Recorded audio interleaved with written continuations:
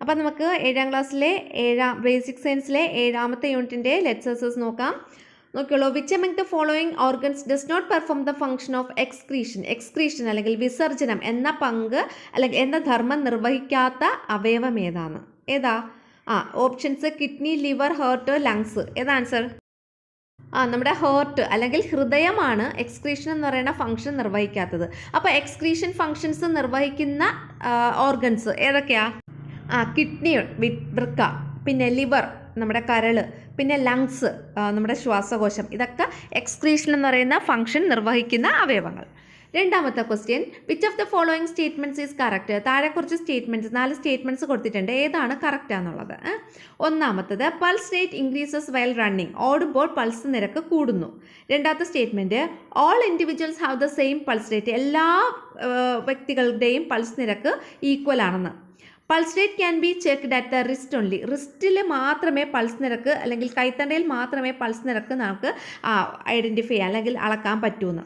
Pulse rate and heart rate are different. Pulse റേറ്റും heart റേറ്റും ഹൃദയസ്പന്ദന നിരക്കും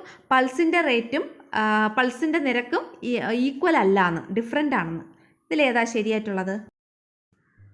ഓപ്ഷൻ 1 എ ഓപ്ഷനാണ് ശരി. എന്താണ്? Pulse rate increases while running. നമ്മൾ ഓടുമ്പോൾ നമ്മുടെ പൾസ് റേറ്റ് കൂടുന്നില്ലേ?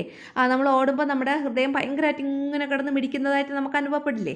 അപ്പോൾ നമുക്ക് ഓടുമ്പോൾ പൾസ് റേറ്റ് കൂടുന്നു. അപ്പോൾ പൾസ് റേറ്റ് കൂടുകയെന്ന് വെച്ചാൽ ഹൃദയസ്പന്ദന നിരക്ക്, നമ്മുടെ ഹേർട്ട് റേറ്റ് കൂടുന്നതും പൾസ് റേറ്റ് കൂടുന്നതും ഈക്വലാണ്. നമ്മൾ ടെക്സ്റ്റിൽ പഠിച്ചതാണ് അല്ലേ? പിന്നെ എല്ലാ ഇൻഡിവിജ്വൽസിനും ഒരേ പൾസ് റേറ്റ് അല്ല, അവയുടെ വലിപ്പം വ്യത്യാസപ്പെടുന്നതിനനുസരിച്ച് പൾസ് റേറ്റും വ്യത്യാസപ്പെടും. ഇനി pulse rate can be check at the റിസ്റ്റിൽ മാത്രമല്ല പൾസ് റേറ്റ് നമുക്ക് ചെക്ക് ചെയ്യാൻ പറ്റുന്നത്, നമ്മുടെ നെറ്റിത്തടത്തിൽ വെച്ചിട്ട് നമുക്ക് പൾസ് റേറ്റ് ചെക്ക് ചെയ്യാം അല്ലേ? പിന്നെ പൾസ് റേറ്റും ഹേർട്ട് റേറ്റും ഈക്വൽ ആയിരിക്കും എപ്പോഴും. അടുത്ത മൂന്നാമത്തെ question, what should be done to prevent urinary infection? അല്ലേ? യൂറിനറി ഇൻഫെക്ഷൻ അല്ലെങ്കിൽ മൂത്രാശയ രോഗങ്ങൾ വരുന്നത് തടയാൻ വേണ്ടിയിട്ട് നമ്മൾ എന്തെല്ലാമാണ് ചെയ്യേണ്ടത്? Drink enough water. ആവശ്യത്തിന് നമ്മൾ വെള്ളം കുടിക്കണം. Urinate regularly. നമ്മൾ റെഗുലറായിട്ട് മൂത്രമൊഴിക്കുക, ഇടയ്ക്കിടെ മൂത്രമൊഴിക്കുക. Keep personal hygiene. വ്യക്തി ശുചിത്വം പാലിക്കുക. അടുത്ത 4ാമത്തെ question, what are the physical discomforts that may occur during menstruation സമയത്ത് അല്ലെങ്കിൽ ആർത്തവ കാലത്ത് നമുക്കുണ്ടാകുന്ന ശാരീരിക അസ്വസ്ഥതകൾ എന്തെല്ലാമാണ്? Some people may experience vomiting, severe abdominal pain, back pain and leg cramps before and during menstruation. അതായത് മെൻസ്ട്രുവേഷന് മുമ്പും ആ സമയത്തും ആർത്തവ സമയത്തും മെൻസ്ട്രുവേഷന് മുൻപും സിവിയർ ആയിട്ടുള്ള അബ്ഡോമിനൽ പെയിൻ, കഠിനമായ അടിവയർ വേദന, പിന്നെ ബാക്ക് പെയിൻ നടുവേദന, പിന്നെ ഛർദി വൊമിറ്റിംഗ്, ലെഗ് ക്രാംസ് എന്ന് വെച്ചാൽ കൈകാൽ കഴപ്പ്, ഇതൊക്കെ ചില ആൾക്കാർക്ക് അനുഭവപ്പെടാറുണ്ട്. ഇനി some people may also develop excessive anger and anxiety during menstruation. അതെ, ചില ആൾക്കാർക്ക് മെൻസ്ട്രുവേഷൻ സമയത്ത് ഭയങ്കര അമിതമായിട്ടുള്ള ദേഷ്യം, പിന്നെ ആൻസൈറ്റി, ഉത്കണ്ഠ, ഇതൊക്കെ ഉണ്ടാകാറുണ്ട്. അടുത്ത 5ാമത്തെ question, the most important organ in the human body is the brain. Substantiate. അതായത് നമ്മുടെ മനുഷ്യ ശരീരത്തിലെ ഏറ്റവും വളരെ ഇമ്പോർട്ടൻ്റ് ആയിട്ടുള്ള ഒരു അവയവമാണ് ബ്രെയിൻ എന്ന് പറയുന്നത്. ആ ഒരു സ്റ്റേറ്റ്മെൻറ്റിനെ സാധൂകരിക്കുക. അതിനെക്കുറിച്ചൊന്ന് എക്സ്പ്ലെയിൻ ചെയ്യണം.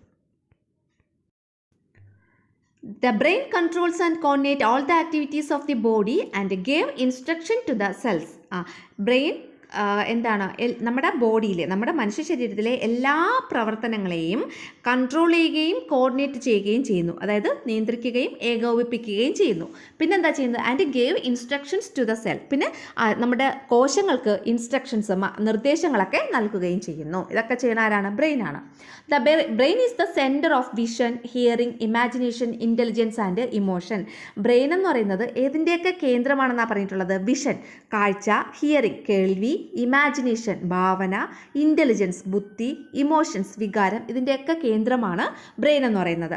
Thus brain is the most important organ in our body. അതുകൊണ്ടാണ് നമ്മൾ ബ്രെയിൻ നമ്മുടെ ബോഡിയിലെ വളരെ ഇമ്പോർട്ടൻ്റ് ആയിട്ടുള്ള ഒരു ഓർഗനാണ് എന്ന് പറയുന്നത്. അപ്പോൾ എന്താണ്? മസ്തിഷ്കം ശരീരത്തിലെ വിവിധ പ്രവർത്തനങ്ങളെ നിയന്ത്രിക്കുകയും ഏകോപിപ്പിക്കുകയും ചെയ്യുന്നു. മാത്രമല്ല കോശങ്ങൾക്ക് വേണ്ട നിർദ്ദേശങ്ങൾ നൽകുകയും ചെയ്യുന്നു. കാഴ്ച, കേൾവി, ഭാവന, ബുദ്ധി, വികാരങ്ങൾ എന്നിവയുടെ എല്ലാം കേന്ദ്രമാണ് മസ്തിഷ്കം. അതിനാലാണ് മസ്തിഷ്കം നമ്മുടെ ശരീരത്തിലെ ഒരു പ്രധാനപ്പെട്ട അവയവമാണെന്ന് പറയുന്നത്. Okay, thank you.